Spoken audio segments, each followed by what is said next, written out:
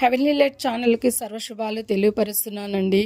నేటి దినము దేవుని యొక్క వాక్యం మనం చూద్దాం. మోసపోకుడి దుష్ట సాంగత్యమును మంచి నడవడిని చెరుపును అని అంటుంది.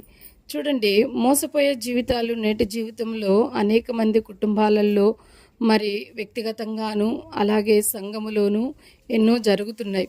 అయితే దుష్ట సాంగత్యము అని అంటే దేవునికి వేరే జీవించిన వారితో మనం ఎప్పుడైతే కలిసి మనం స్నేహం చేస్తామో మనము మంచి నడవడికని చెరుపు వేసుకునే వారంగా ఉంటాం. అటువంటి స్నేహము మరి దేవుడు ఎంతో అయిష్టంగా తీసుకుంటున్నాడు. ఈ లోక స్నేహము దేవునికి వైరం అనే సంగతిని వెరగవా అని అంటాడు.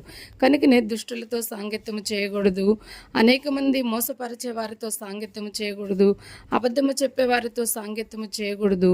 మరి దేవునితో సాంగత్యము, దేవునితో స్నేహం చేసినప్పుడు దేవుడితో సహవాసం కలిగిన వారు ఉంటే మనకున్న మంచి నడవడికని మనం అభివృద్ధి చేసుకొని ఆశీర్వదింప